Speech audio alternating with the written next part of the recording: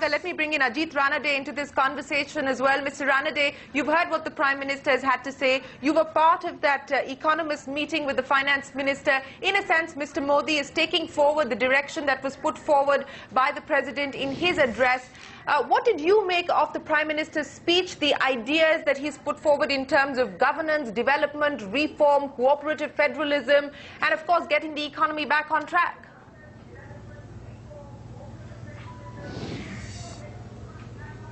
It was an exceptional speech. I mean, really covered a lot of ground. As you said, things like cooperative federalism, giving so many examples from various states, and this great thing of welcoming competition for governance and development.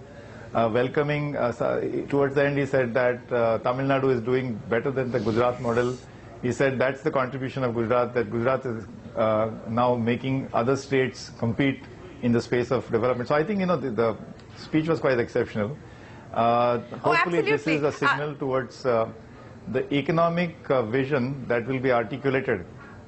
You're absolutely right, Ajit Ranade. This was the emergence of Narendra Modi, not actually the emergence, but the establishing of Narendra Modi, the statesman. Every time he spoke about what the previous government had done, he didn't dwell on it, unlike what the Finance Minister had done yesterday. He said, I'm not here to talk about the problems of the past, I'm here to talk about the road ahead and talk about the solutions. And the astute politician that Narendra Modi is, that was very clearly reflected at the end when he reached out to Mamata Banerjee, he reached out to Jayalalitha, he even reached out to Mulayam Singh Yadav, and he talked about how the Gujarat model and the biggest contribution of the Gujarat model has been this business of cooperative federalism or competition between various state governments. Yes. And Shirin, one more important statement that I heard towards the end, he said, Alochana mein taakat hai. That is, he's welcoming constructive criticism. So he's not, going to be complacent. He's actually asking us to put him under scrutiny, put him on, intense sort of, he says, I welcome criticism. I think that's a great message to send. Constructive criticism. I was focusing on some of those issues as well.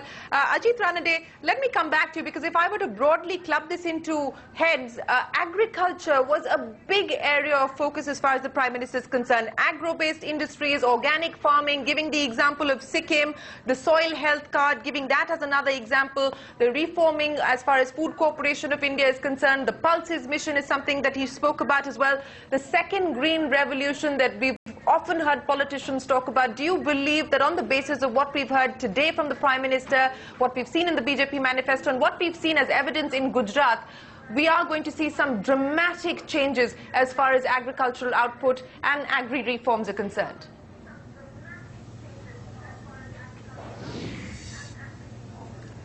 Yeah, the speech that he gave on Sunday evening, there again he brought out this theme.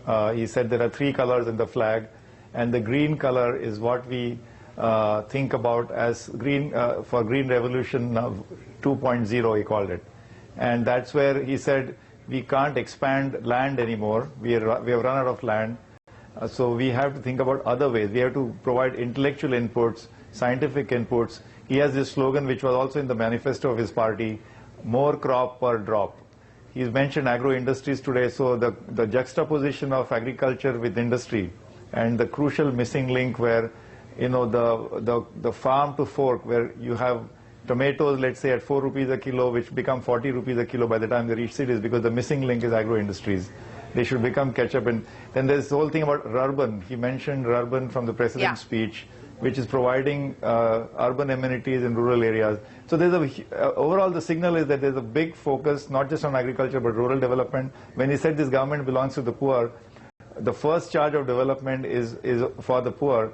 He's recognizing, acknowledging the fact that a large portion of poverty is still in rural areas and still in agriculture, is still in agricultural labor.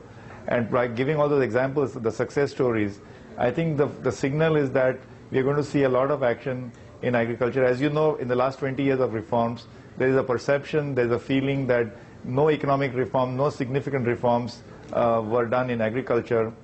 It is still a largely control regime, whether in terms of input prices or output prices, procurement policies, stocking, Food Corporation of India, or even import duties. You know, we have reduced duties everywhere, but except in agriculture. Agriculture, Yeah. we have high inflation in India, food inflation, but we have high stocks and we have high import duties. It's very inconsistent.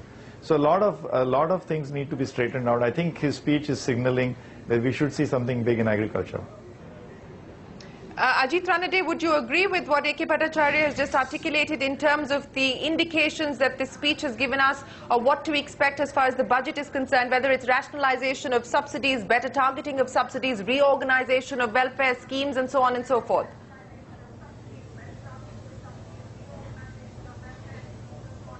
Yeah, Shireen, I think this is an important point. By constantly making references to the diversity of India, when he said Nagaland, you know, what works in Kutch doesn't work in Surat, or he gave examples of Nagaland and Sikkim and Tamil Nadu and Kerala, each with a different example. This constant mention of diversity is actually perhaps indicating that the government is now going to have policies which are differentiated. Now, this is the advantage that a majority government like his has. He has the mandate is so strong and the majority is so strong that they can afford to have differentiated solutions and differentiated subsidies to different sections of society, to different geographies. You remember that even the NREGA initially was supposed to be only for the poorest 100 districts of India, or 200 districts out of 600. It was then expanded. But this courage or this political boldness to actually focus policies which are conditional on the needs of different regions of India requires a strong government, and I think this government has that strength, electoral mandate right now. Secondly, as AKB said about reducing leakages, this again requires more targeting. I mean, one approach is to have a negative approach, that you just define who will not get subsidies. Rather than defining who will get subsidies, you define who will not get subsidies. That could straight away, you know, eliminate almost 30% of ineligible and potentially wasteful diversion of resources. So these are the kind of experiments we should look forward to. And by again and again referring to that this is the government of the poor, and constantly referring to agriculture and rural India, I think that it's an unexceptional message. It's a very, very inclusive message. Ajit Ranade, let me give you the final say, because I know you have to leave. You know, your big takeaway as far as this speech was concerned, and in terms of tangibles, as I just asked R. Venkatraman, what would you now expect in the budget, given what we've heard so far?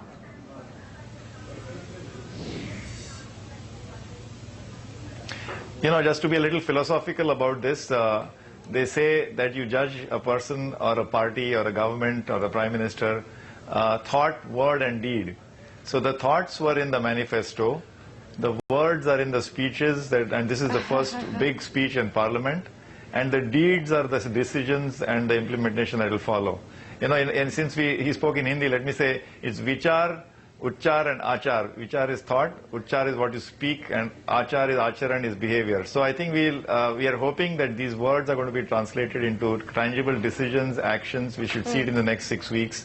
But really, you know, there is, as I said, completely an exceptional speech, a desire to be a big change agent. He spoke about Gandhiji's 150th anniversary. Can we gift him a clean India?